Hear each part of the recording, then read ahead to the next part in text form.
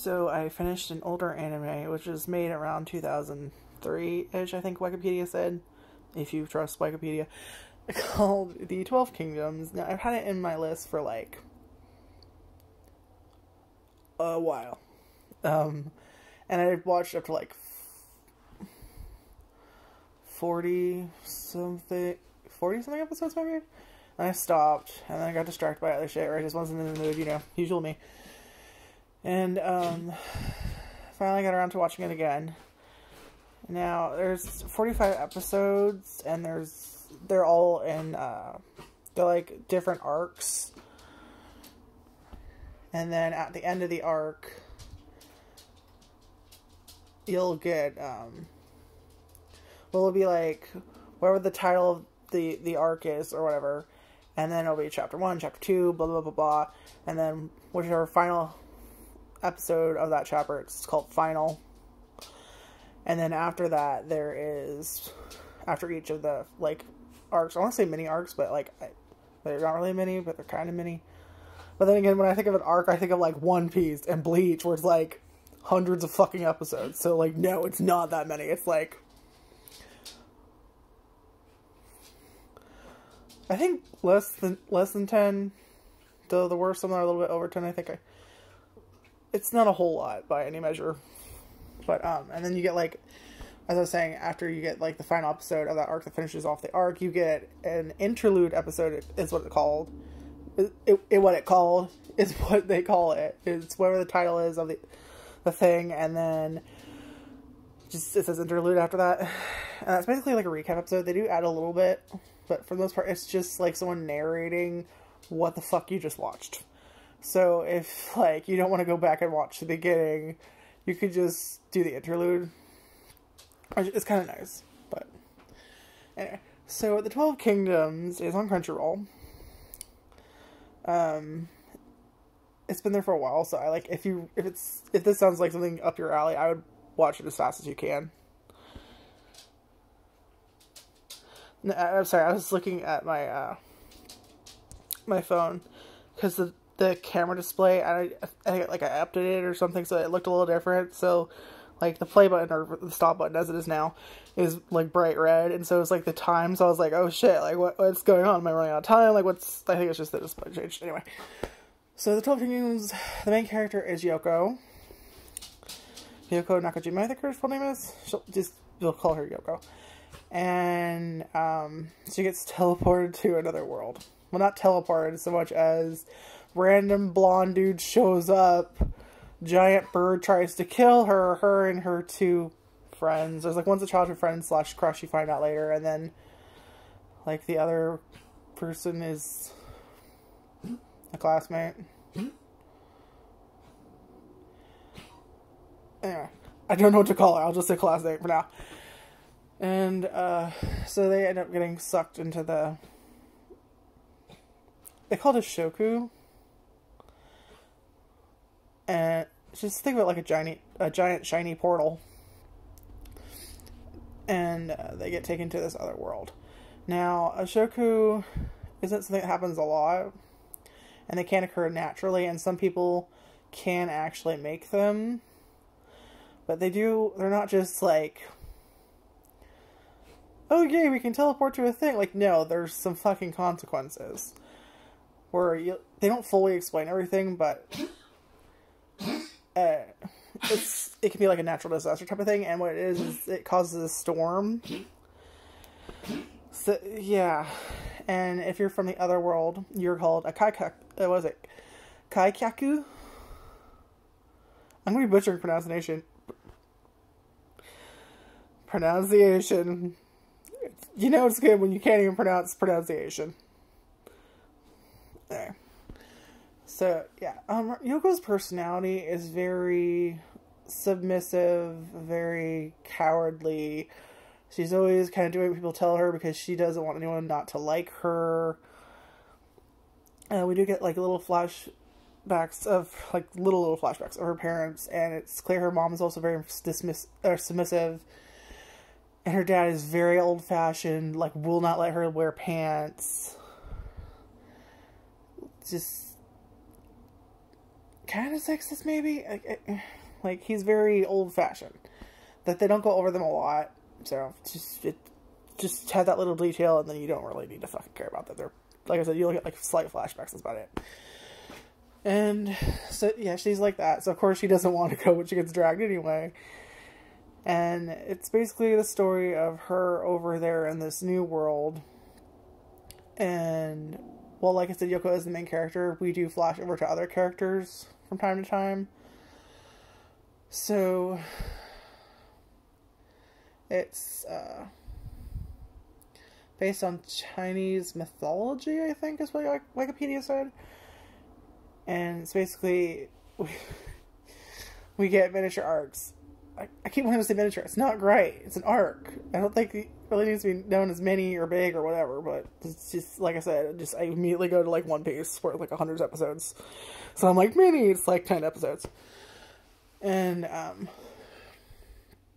she has to figure out why she was brought there, why she's being attacked, who's doing it, why they're doing it. And the thing I like about this show is, it kind of feels like the reasons she's being attacked are or the reason things happen behind character motivation is very petty. Because I'm like, but then again, it's because, like, I'm so used to, like, the Kira god complex type of shit where they're like, I'm going to be the ruler of the new world, and, like, they just, no, it's like, oh, here we got petty jealousy, someone who can't handle criticism and kind of narcissistic as hell, and, like, she has smaller reasons, which it makes a lot more sense, and I like that better than, like, the grand bullshit scale, you know? But at the same time, I'm just like, God, you fuckers are petty. Like, so I like it, but, like, I don't know, it kind of makes me laugh.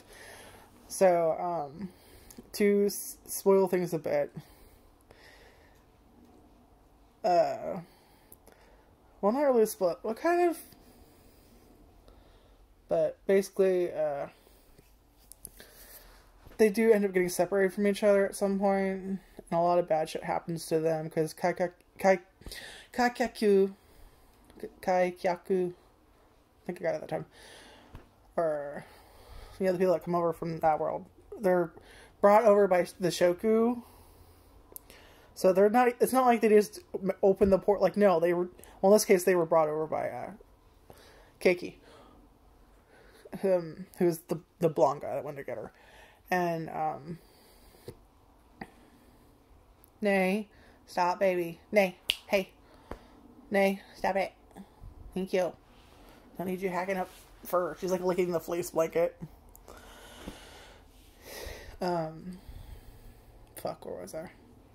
Oh, yeah, like I said, it's like a natural disaster. And Kaikeku are not treated well because, oh, they bring natural disasters, they're bad omens, like, really, they're just caught up in this thing. It's not their fault, they don't do it on purpose, they just, one minute they're in Japan, or as they call it, Wa, or Hori, is what I think they call it also, and then the next minute they're in this mystical, magical land, none of them can understand or speak the language, and basically Kaikeku are, like, treated like shit.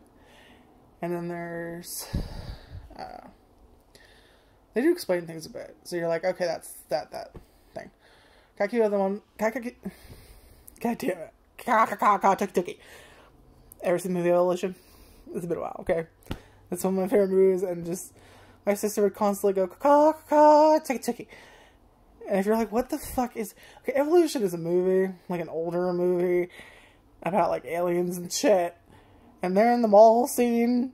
And a giant bird is coming along, and they're trying to attract the bird so they can kill it. So they're going, caw, caw, caw, tee. And this one guy goes, I don't believe caw, and Tuki are going to work. It's such a stupid but funny movie. Anyway, that was just distracting. But yeah, there's, I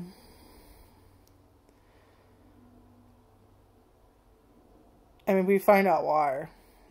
Like, she's attacked later on and that kind of stuff. There's a few things that they leave off that I wish they would have actually, like, done. It is based on a manga. I don't know how far the manga went. But in the anime, well, we do get a little bit of information about this one, Kirin, the Black Kirin. Most Kirins are, like, white with blonde hair. Think of them as, like, Keiki's also a Kirin. and they're like mystical creatures that could take human form, but they kind of look like a unicorn crossed with a deer crossed with like a puppy, so it's like adorable. So like, but it mostly looks like a unicorn, and then you get a close up of the face. They have very big like anime doll eyes and kind of like a little puppy nose to me, which is why I say puppy. But basically, just think of them like a fucking unicorn. And then there are black Kirins, but it's extremely rare. So I don't remember his name, but one of the black Kirin is one of the well, he has a few episodes. I don't know if it's so much as an arc. And we get like his backstory, but we don't finish off with him. So we get his backstory and what happened, but we don't get everything. So, like I said, there are Shoku, which is basically that storm thing that takes people over from that side or over to Hori, which would be Japan, or the magic world we call it. I don't know. I can't remember what it's called. And then you have Taika, who... Okay, this is big. I'm going to have to explain. So, of course, in Japan, we have how people are born, but over there in this magic world, I can't remember the name of, you're born from, like, an egg on a tree. It's kind of like... They describe it as, like, an egg-shaped fruit on a tree. And there are different types of trees. Like, in the center of the world, there are 12 kingdoms, and in the very center of the 12 kingdoms... I actually kind of like the way they did the map. It was really cool. Is this mountain where the Kirin and their servants are born, and I don't remember. I think they're called Nyokai, the servants, and basically they're born just before the Kirin, and it's their job to serve the Kirin for life. And the Kirins are raised until adulthood, and then they, once they reach adulthood, they can like take human form and that kind of stuff. Or they learn to take human form growing up. And their job is to choose the ruler. So no one can become king or queen or what have you unless you are chosen by a Kirin. And the Kirins are given a revelation about who the ruler is from like Tente, which is like it's like a god heaven, something like that. So Tente, Kirin gets born, Tente tells them, and it's more like a gut feeling. And we learn later they cannot physically bow. They cannot physically bow. Like, you could shove them down. They will not bow. You cannot, like, forcibly at them at all unless you are the ruler. They can only bow to the ruler. So, yeah. Huge spoiler. We find out that, well, actually, I haven't gone to that spoiler yet. But, yeah, so there's this the egg things. For the fucking eggs where the babies come from. And they have some for like humans, they have some for Yoma, who are like these demons that run around eating people. And more like animals than demons if you think about it, but there are different varieties and that kind of stuff. And so the Kirin's job is to choose, the ruler, and then you also have like little trees that birth them from, you have like Kirin, and then you have other trees that basically do the same fucking thing.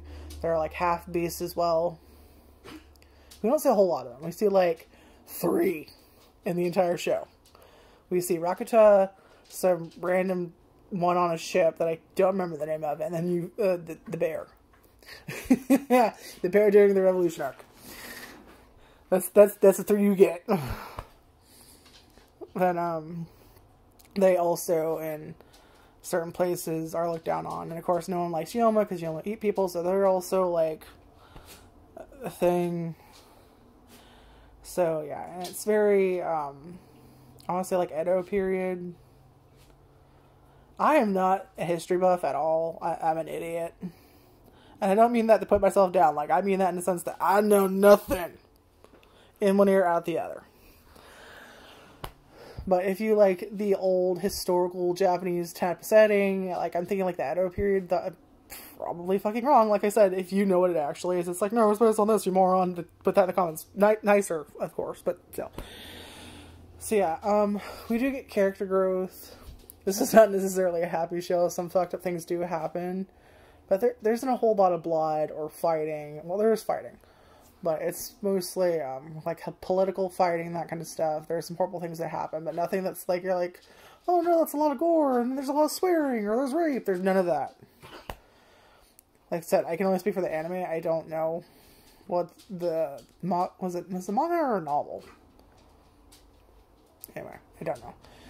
But it's really good. I really liked it. My favorite episode is the final episode of the, I'll call it the Revolution arc, where,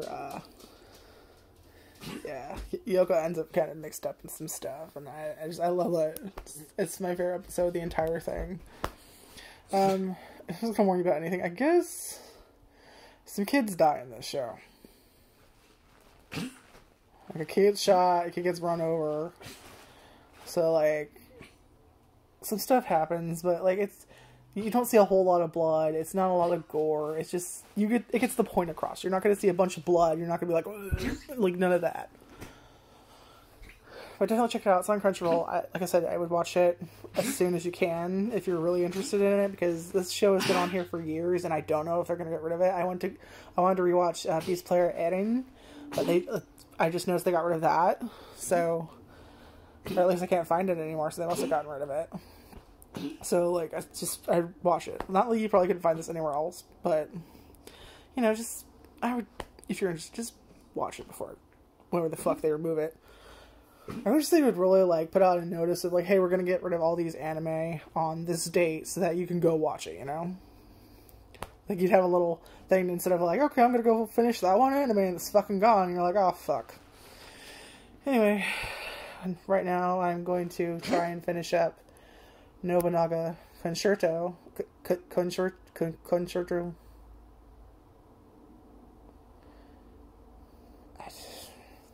Be nice not to talk like I've been drinking 6 beers, you know?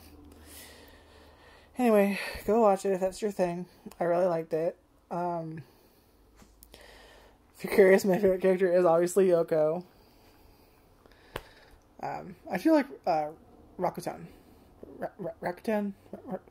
He's I forgot. I think they're called Honju. Like, they're half beasts. And he's like a rat. And he's very important. And like, he's not in a lot of episodes, but he does have a big impact on Yoko and another girl. So I really think you should check it out. It's really good. There is a page for it on Wikipedia. Just type in the 12 Kingdoms, and it will talk about, like, Japanese manga, blah, blah, blah. It should say under the, you know, the words, and it's that one. You know, she has red hair, you know. Anyway, go watch it.